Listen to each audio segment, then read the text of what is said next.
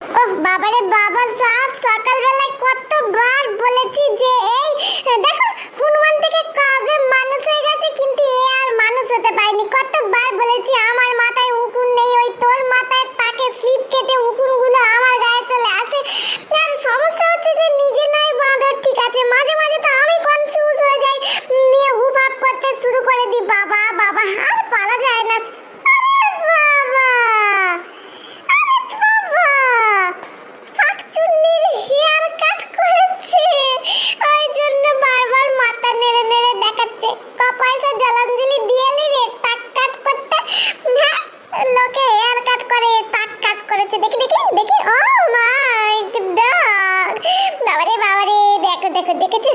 বলছি যে শুধু শুধু এই বাবা গন্ডগোল করেছে, এই যে গন্ডগোল ভেরি বিগ কেলেঙ্কারি হয়েছে। কি সব বলছিলাম, এই কেন সরি বাবা মা, বাবা কি বলছিলে? পেটনি, এই সরি থাকছি না, সরি সুবর্ণা, এই সরি মামা বলছি, এই এত পনির সাজিয়ে রেখেছে, একটু কিসি করে দিয়েছি, একটু পনির দাও তো। তুমি হেয়ার কাট, বাবা কত কষ্ট করে টাক কাট বেরিয়ে যাচ্ছিল, হেয়ার কাট করেছে তোমাকে না, পুরো পেতনির বড় দিদি লাগছে। বাবা রে কি এই এক সমস্যা হয়েছে।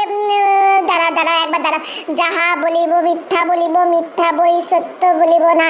এবার শুরু করি, দাঁড়া।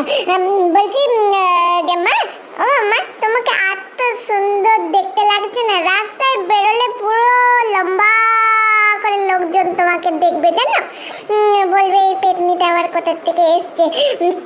দেখি এখানে এদিকে দেখতে গিয়ে এবার এদিকে কি সব মিস হয়ে যাচ্ছে। বাবা বাবা, এই পেকো স্কুল দেখি দেখি, পেকো আবার ঠাকুরের কাছে কি সব গন্ডগোল কাছে। পেকো, এরে বাবা, এরে বাবা, এই পেকো, পেকো তুই পুজো দিচ্ছিস কি রে?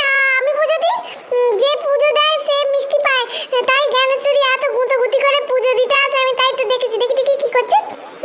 মোদক, মোদক বাবু, মোদক বাবু মোদক খাচ্ছে। বাবা বাবা, আরে বাঁ হাতে নয় রে, ডান হাতে। পেকো সবসময় বাঁ হাত দিয়ে কাজ কারবার করে। বলছে আমি খেয়ে নেবো, দেখো দেখো দেখছো, ওরে দাদা ঠাকুর খাট, বাবারে ভক্তি একবারে উল্টে পড়ছে। দেখো দেখো, এটা কোথায় চলে যাচ্ছে, বলছে ঠাকুরকে, এই দেখো দেখছো, এটা চলে এলো। এটা দাঁড়া, মোদকটা ঠাকুরকে খেতে দে রে বাবু, তারপরে যদি খাবি। সব দিকে সমস্যা হয়ে গেছে। আমার ক্ষেত্রে আমি কোথায় চলে গেলাম, চারদিকে খুলতে পারছি না তো। হ্যাঁ এ বাবা, দেখি দেখি কোথায় গেলাম, সেটাই তো বুঝতে পারছি না।